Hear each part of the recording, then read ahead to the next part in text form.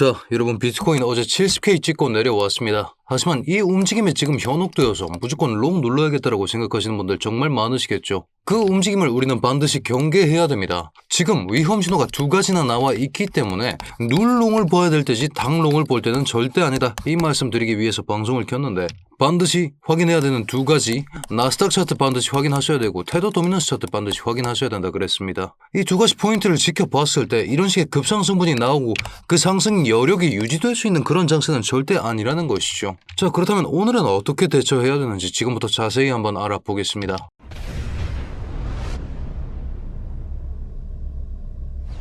반갑습니다. 현명하게 매매하자 차트 분석 정현우 인사드립니다. 자, 반등이 신호탄 터졌다. 지금부터 떨롱 봐도 된다라고 말씀드리면서 나스닥 변곡 자리에 대해서 강조를 드렸습니다. 나스닥 변곡 자리라고 하면 우리가 기존까지 나스닥 상에서 주봉에서 잡을 수 있었던 두 가지 핵심적인 근거가 있었죠.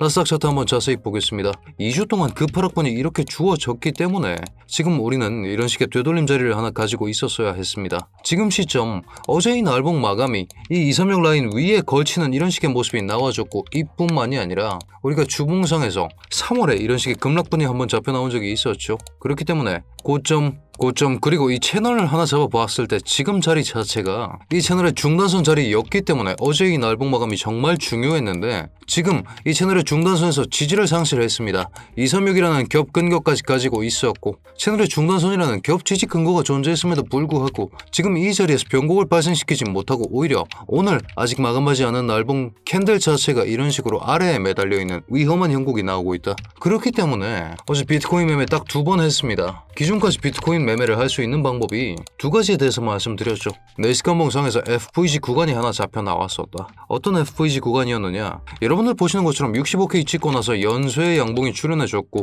3중 연쇄 양봉이 출현했기 때문에 꼬리부터 꼬리까지 이 구간을 우리가 FVG라고 부른다라고 말씀드렸습니다. 1시간 봉상에서 분석을 이어나가 보겠습니다. 어제 이 구간 내에서 다시 한번 70K까지 솟구치는 이런 식의 움직임이 나왔죠. 구간을 잡아두었기 때문에 이 구간 내에서 먼저 매집이 가능했었습니다. 롱 포지션으로 의거해서 15배짜리 타점 68.5 그리고 68에서 각각 1차, 2차 진입이 가능했었죠. 70K까지 숏 청산 매물대를 노려낼 수 있었습니다. 어떤 식의 숏 청산이었느냐? 우리가 청산 히트맵을 이런 식으로 확인해 보았을 때 위쪽에 존재하고 있었던 고레버 숏 포지션에 대한 청산이 직전까지 와 있었죠. 그렇기 때문에 이런 식의 상승분이 튀어나왔었다는 겁니다. 이 상승분에 대한 장악이 끝이 나고 나서 그 다음에 반드시 반대쪽 유동성을 흡수할 것이라는 생각과 함께 롱 포지션 발라 먹었으면 여기 이 자리에 스위칭 걸어야겠죠. 70에서 스위칭하고 685까지 보겠다. 679에 걸어놓고 자겠다. 브리핑 드리면서 이 채널의 중단선, 이 박스의 중단선 자리를 보고 잤습니다. 여기까지 걸어두고 자러 가는데 체결되면서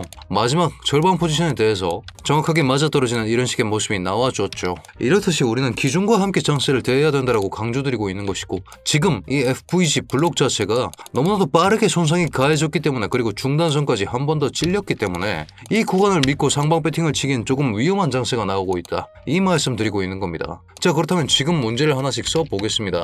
첫 번째로 나스닥 차트에 대한 지지 상실이 일어났습니다.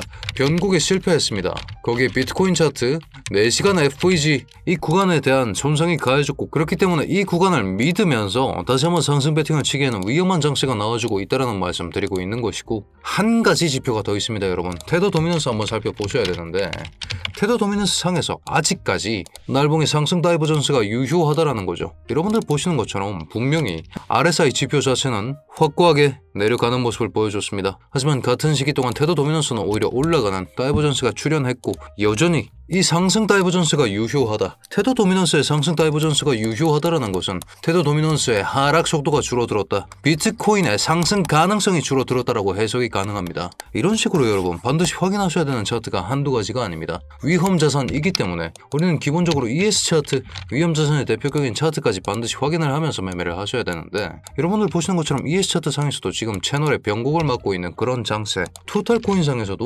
눌롱을 봐야 되는 그런 장세가 나와주고 있다는 점 강조드리면서 이런 식으로 여러분들이 반드시 확인하셔야 되는 인사이트들 차트 분석 정현우 구독해 두시면 한 편씩 받아가실 수 있게끔 조치해뒀다라는 말씀인 것이죠. 지금 구독과 좋아요 눌러두셔서 여러분들 알고리즘에 제 채널을 꼭 넣어두시길 바라겠습니다. 자, 그렇다면 종합해 보겠습니다. 지금 비트코인 상의 문제가 세 가지입니다. 4시간 FVG의 붕괴가 이미 선언되었고 테더 도미넌스 상에서 나온 상승 다이버전스가 여전히 유효한 모습이 나와주고 있기 때문에 눌롱 눌롱을 보셔야 되는 때다. 아니 현우야, 이렇다면 하락을 봐야 되는 거 아니냐? 왜 눌롱을 봐야 된다는 거냐? 그 힌트는 테더 도미넌스 다이버전스에서 나오고 있습니다.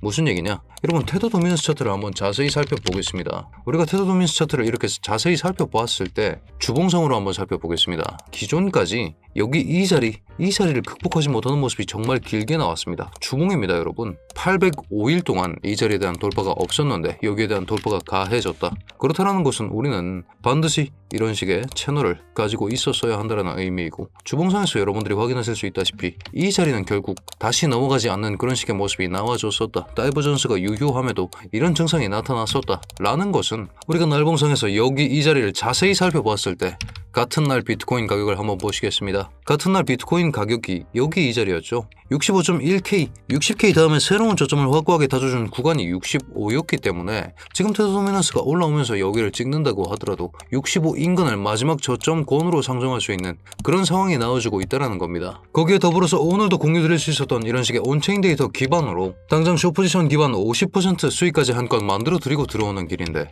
여러분들 반드시 이런 식의 실시간 브리핑까지 지금 장소에선 받아가셔야 된다라고 강조드리고 있는 것이죠. 다만 여러분, 저희가 실시간 브리핑은 구독자 전용으로 운영 중에 있기 때문에 아직까지 구독, 좋아요 눌러주지 않으셨다면 지금 한 번씩만 꼭 부탁드리면서 실시간 브리핑룸 통해서 제가 보고 있는 차트 어떤 모양인지, 그리고 진입의 근거는 무엇인지 이렇게 작성해드리고 있으니까 이 내용까지 잘 받아가시면서 매매하시길 권장드리겠습니다. 자, 이뿐만이 아니라 지금 우리가 나스닥 차트를 한번 자세히 살펴봐야 되는데, 테더 도미넌스 상에서도 지금 하락 방향성이 조금 더 높아 보인다라는 관측이 나오고 있는 상황이죠. 나스닥 차트도 살펴봤을 때 여러분, 어제 나스닥 장세가 쉬었습니다. 무슨 얘기냐? 어제 기관들은 나스닥에서 매매하지 않았습니다. 개인들의 입장상 이렇게 끌어내리는 움직임이 나왔다는 건데, 변곡이 나왔어야 될 자리에서 변곡이 나오지 않았다. 거기에 더불어서 오늘부터 기관이 움직인다. 3일을 쉰 기관이 오늘부터 움직입니다. 강력한 변동성은 피할 수가 없다는 얘기죠. 그렇기 때문에 오늘 관측하셔야 될 포인트는 여기에 대한 재장악이 일어나는가 마는가, 이 채널의 중단선이자 236 되돌림 라인에 대한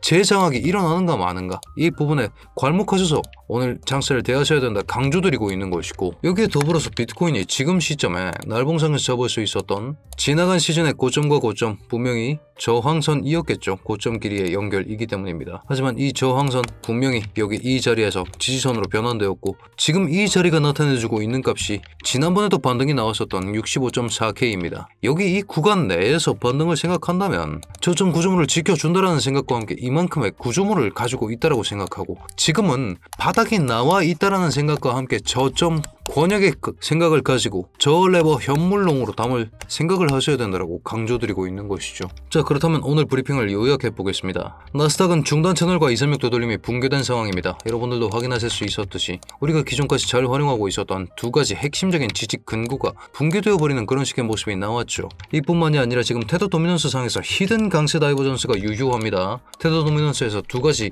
정보값을 가져가셔야 되는데, 저항 채널이었습니다. 지금 아직 7호 라인을 돌파해주는 그런 움직임은 나오지 않고 있기 때문에 7호 라인을 찍어줬던 65.1K 비트코인 가격, 여기를 저점으로 간주하고 움직이겠다. 그렇기 때문에 여기서 1차적인 매집을 들어갈 것이다. 하지만 히든 강세 다이버전스가 유효하기 때문에 그냥 롱을 볼 게 아니라 눌렀을 때 눌림 롱을 보셔야 된다. 이 부분 강조드리고 있는 것이고, 나스닥, ES, 테더 도미넌스 차트 등 외부 차트는 모두 하락 방향성을 보고 있기 때문에 지금 자리에서 상방 배팅을 보기는 힘들다. 하지만 바닥이 나왔기 때문에 눌림 관점으로 대응하셔야 된다. 마지막 변수가 남아있죠. 3일 만에 기관이 복귀합니다. 10시부터 변동성이 정말 강력할 예정이기 때문에 오늘 대응이 안 되시면 무포지션을 추천드린다는 점 말씀드리면서 저점권 기반으로 현물 혹은 저울 레버리지 매매를 추천드리겠습니다. 자, 오늘 공유드린 관점에 대해서 후속으로 이렇게 포지션 근거와 함께 잡아드리고 괄목하셔야 되는 이런 식의 온체인 데이터까지 공유드리고 있으니까요.